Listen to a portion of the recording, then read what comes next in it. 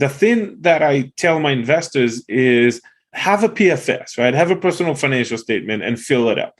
And make sure you update it at least once a month. And when you do that and you have residential properties, you realize that your property grows $200, $300 a month into the principal, which adds on to your net worth.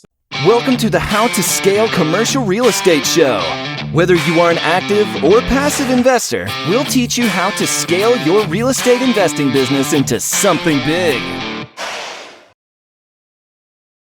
Joseph Gozlan, welcome to the show. Thanks for having me, man. I appreciate it. The pleasure is absolutely mine. Joseph, in 90 seconds or less, can you tell me, where did you start? Where are you now? And how did you get there? Well, great question. We started back in 2005 investing in single family, grew to more, duplexes, read The Rich Dad, Poor Dad. That's how we got started. And then somewhere along 2015, kind of realized that it's not sustainable and I want to graduate to the big league. So I started looking at the commercial assets. Yeah. And that's when we got our first multifamily property. It was a 20-something unit. And today we own and operate about 300 units, close to $30 million in assets that we own with investors for the most part. And we got licensed in Texas back in 2008-9. And we've been working with investors mainly since then on residential and commercial transactions. Got it. So you're a broker, also an investor, and you found a way to kind of silo a couple different lines of business there, the single family residential investment side, but also the commercial brokerage side. Correct. We learned that it's the residential investors that if we teach them and we work with them and we help them find good deals, then they grow into the commercial side. They kind of graduate into the commercial side. So we like to hold their hands throughout the entire process and not just, a lot of commercial brokers will snub at the smaller investors. Right. We want to be there for the journey for them. Right. Yeah, absolutely. And those are, it's a common path for a lot of us. It's the path I was on. It's like, okay, I'm a single family investor. I do fix and flip. I own rental property, blah, blah, blah. And then eventually you're like, okay, maybe I need to find something bigger because, like you said, it's not scalable, which is the title of the show, zeros. Which is more zeros and the same amount of work. Tell me this: what are you guys really interested in right now, personally, in investing in? So we're very bullish on industrial these days. The whole COVID situation kind of impacted all real estate in different ways. But what it really did, one of the good things that came out of the whole COVID situation was e-com got accelerated about a decade forward in 2 years period. So all the e-com that has developed and grew, all the people outgrew the garage, they need a 3,000 square foot warehouse. So these guys outgrew the 3,000 square foot, they need a 10,000 square foot, all the way up to the 1 million square foot warehouses of the Amazons, right? So industrial has been very hot in the market. We also see an interesting shift of institutional money flowing from multifamily over to industrial. So that's really where we are these days, is we're focusing on the industrial side of things. How are you finding opportunity in industrial? That's not that anything's not competitive, but I feel like industrial is a pretty darn competitive space and cap rates there just keep shrinking. So what are you guys doing that says, man, here's how we're separating and finding value in this space? So it's no secret that the market's been hot for the last few years, right? Whether it's multifamily, industrial, a lot of the real estate assets classes have been hot. What I've been telling my clients is that, look, we don't go out and try to hunt for unicorns. They just don't exist, right? So instead of working really, really hard to find a deal, let's go make a deal. Find a property that fits all your other criteria except the price, and then let's go make a deal. Sometimes it works, sometimes it doesn't. Sometimes we get creative with the financing or we get creative with the terms. But we've secured 6, 7, 8, even 11% cap rate deals just in the last 6 months. So for our clients. So they're out there. You just got to find them. Joseph, here's a question for you. When it comes to interest rates and buying industrial property, a lot of these are sold on a triple net lease, right? Or they're not sold, but they're bought and they put a triple net lease in them that might it might not get renewed for 5, 7, even 10 years sometimes. How are you guys protecting yourself with that interest rate risk? I mean, let's assume interest rates just keep climbing. I mean, and you got something that's maybe paying 4 or 5% on an annual basis. Like how does that work out for you guys, and how do you protect yourself? So the way I look at real estate is rule number one in real estate. Everybody thinks it's location. It's not. Rule number one in real estate is you make your money when you buy. Get into the right deal, put the right terms in place, right? Even if you're up for a refi in 3 years, 5 years, and the market is a disaster, a bank will give you a loan. You might not be happy about it. You might not like it. You might not make money for a year or two until things recover, but you're not going to lose the asset if you bought right. Right. That's one thing. I could counter argue that the same risks that we take on the refi and interest rates in the market, everybody else on residential and multifamily are taking that risk in property taxes. But I don't know how it is in Tennessee, but in Texas, we've been slaughtered in the last few years. Property taxes just going up and up and up and up. 20%, 30% is like they have no mercy. And that's a risk that residential and multifamily carry. But when you have a triple net lease, that entire risk is being transferred over to the tenant, because the tenant pays the CAMs or the triple net and covers that risk for you. So we might have a risk there, but we don't have a risk there. And unfortunately, the property taxes risk is guaranteed versus the interest rate, which is an unknown right now. Oh, absolutely. And as governments and even local governments continue to spend well beyond what it is that they're bringing in, then they're just going to have to keep circling back to the only source of income they have, which is, largely property tax. And taxes in general, and those are just going to continue to climb. So that's a really interesting point I've never really thought about. That on a triple net property, you go, hey, they're assuming all this other risk. Yeah, we might have some, we may have a fixed rate of return on this, but we've also got some downside that we're protecting against as well. Would you say that same thing as it pertains to inflation? When you look at inflation, you go, okay, inflation, could be skyrocketing, but even if we're not keeping pace, it's okay because we're offsetting risk. Is that kind of the thinking there?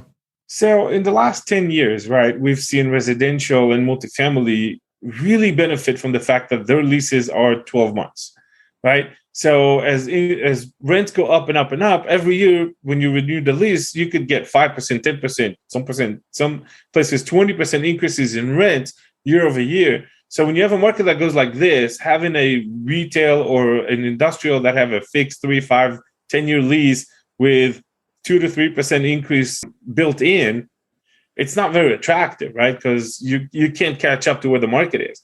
But when you have a shift in direction, when the market is plateauing or maybe going down, then having those guaranteed increases and guaranteed corporate level tenant, that reduces the risk. And ironically or surprisingly, whichever you want to look at it, we've seen our commercial clients get better interest rates than our residential clients. So I have a residential client that is buying like a duplex or a single family, and they get 6% interest rate these days, 6.25% even, while we just closed on a $3.7 million warehouse at a 4.99% interest rate. So you see, it's kind of like even the banks realize that the risk is a lot lower on these right now than it is on the residential side, and they give preference and better interest rates. Wow, that's really shocking. But obviously, it's it just shows you where the lenders are, where they see risk in the market, and clearly it's on the single family side of things. What do you tell your investors who are investing in single family? I mean, do you tell them that, like, hey, you're buying a riskier asset? No, because look, we're still undersupplied in the market, right? There's still a huge demand and not enough new construction going up. It's not the same situation like we had with 2008, where we had ghost neighborhoods, right? That were completed and nobody was living in them. We're not in the same world. The thing that I tell my investors is have a PFS, right? Have a personal financial statement and fill it up. And make sure you update it at least once a month. And when you do that and you have residential properties, you realize that your property grows $200, $300 a month into the principal, which adds on to your net worth, right? But you graduate to the big boys, right? You graduate to $1 million, $2 million, $5 million property. All of a sudden, it's a $10,000 mortgage or $15,000 mortgage. And then every month, there's an extra zero in the amount that's adding to your net worth. So the principal piece, it's not 200, it's 2,000 or 20,000, right? Depends on the size of the mortgage. So I help them see that, if you really want to build your net worth, the larger you go, the bigger you go, the more zeros are added to your net worth every single month. Right. No, I absolutely love that. That's really, really cool. What are you personally? So you guys run a brokerage. You have lots of clients. I'm sure that you guys are bringing industrial properties to. What is your buy box right now and why? I'm actually against putting things in boxes. I like it. Okay, let's hear it. That's the thing. So what I tell my clients is, instead of looking at what I want to buy, right? Tell me what you don't want to buy. And then we'll look at everything else, right? So it's easier for me to say, I don't want to do war zones. I don't want to do student housing. I don't want to do voucher housing and so on, than to say, I'm looking for this. Because if I'm looking for this, I could have a great opportunity over here that I'm not going to look at. Right. So for me specifically, right, in our personal investment portfolio right now, the main resolution that we've come to is no more things people can sleep in. And that just comes from the most important benchmark an investor can have. And unfortunately, this is a benchmark you learn to appreciate more with age and experience, is the headaches to returns ratio. Okay. It's that simple, the headaches to returns ratio. And that is the only exception to the rule of never sell real estate, right? Except when the headaches to returns ratio exceeds the acceptable ratio, right? Right. And that's really what it is. We manage over 250 apartment unit right now, and the amount of headache it generates, because we also have the property management in-house, is beyond what value and returns we get and the opportunity cost. So for us, the transition is to retail, to industrial, to those self-storage, all those other assets that people can't sleep in a short way to say that.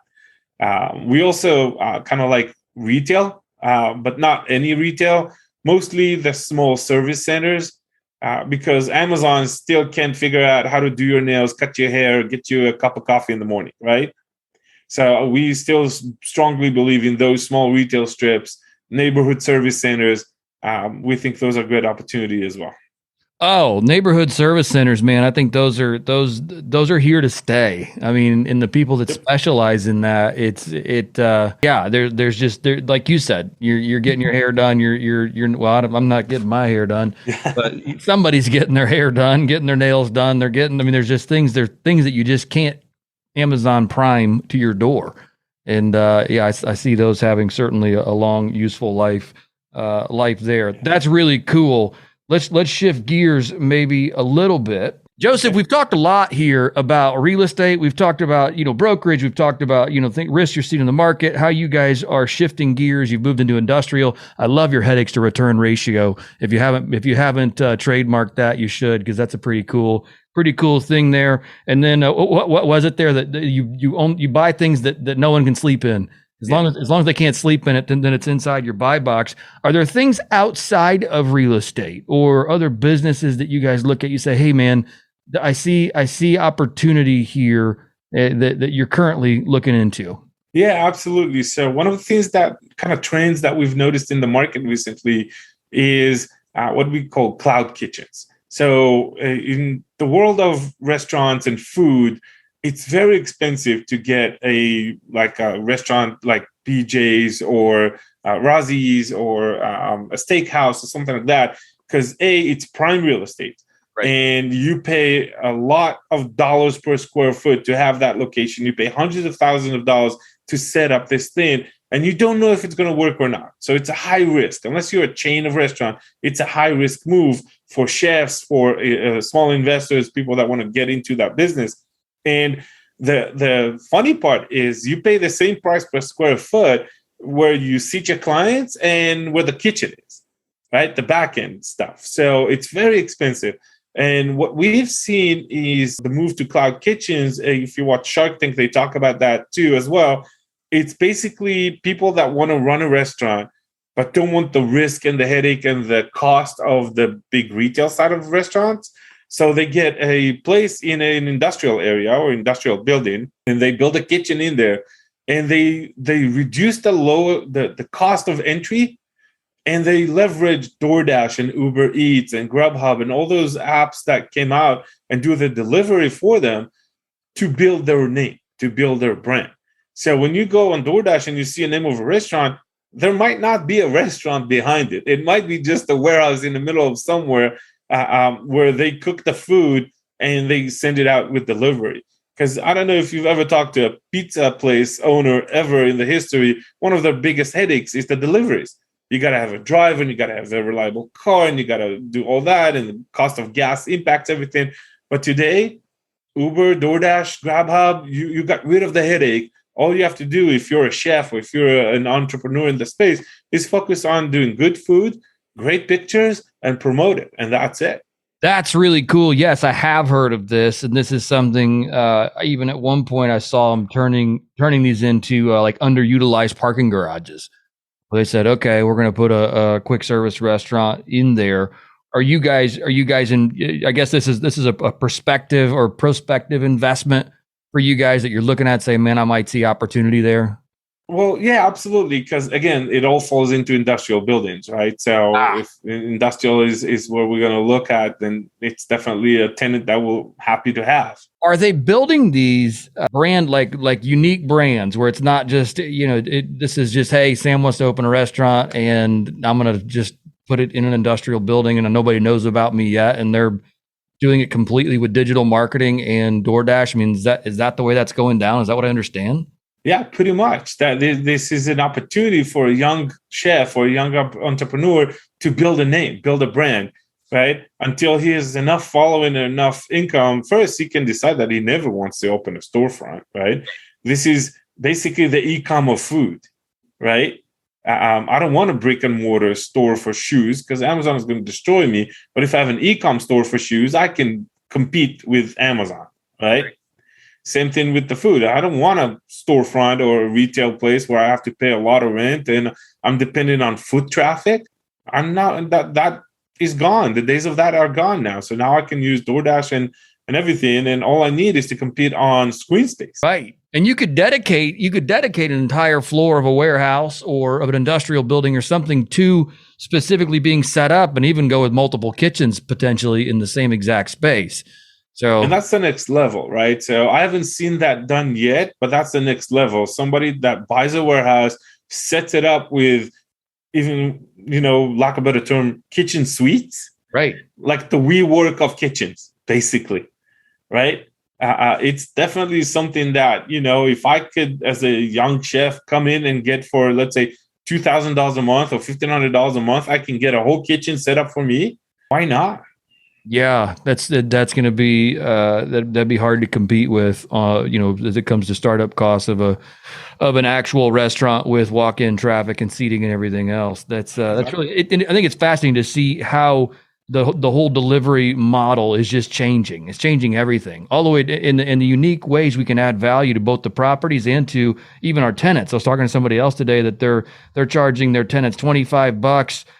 For valet trash service. So all they have to do is set their trash at their front door. And I'm like, wait, so now you have somebody walking around picking up all their trash and carrying it to the dumpster for $25. I mean, it's like, okay, that's brilliant, I guess. I mean, but people are paying for it. And I think that's just amazing the number of places we can go. Joseph, I certainly appreciate you coming on today. This was a blast. I learned a lot about what it is that you guys are seeing in the marketplace and how you guys are taking and finding opportunity. I love, of course, again, your headache to return ratio that you might get a show asset or something that goes along with that with the headache to return ratio and your trademark on it, but certainly appreciate that. Are there any other closing thoughts you have here for our listeners before we sign off? The market is shifting, but we don't see a big dip or a big crash coming up. I know a lot of people, there's some YouTube videos that basically predict the end of the world as we know it. it's not going to be like 2008 because we don't live in the same world as 2008. Technology, the gig economy, you can, drive Uber or DoorDash or stuff like that and still make income, even if you lost a job or something like that. So I think the crash is not going to be as hard as people are saying. But I do say now it's a time to kind of look at the right opportunities and not be afraid to put offers that are not asking price or above asking price like we used to see recently. It's time to get ready, because when the blood is in the water, that's where the sharks are going to have fun. Absolutely. Joseph, thank you so much. If our listeners want to get in touch with you, learn more about you, what is the best way to do that? Our website is the easiest way to find us, ebgtexas.com. It's ebgtexas.com. ebgtexas.com. And that takes you to our main website where we do the commercial real estate. And I'm on Facebook, Twitter, TikTok. You can find me everywhere. Just reach out. I'm happy to discuss real estate anytime. Awesome. And Joseph, thank you again for your time today. I certainly appreciate it. Absolutely.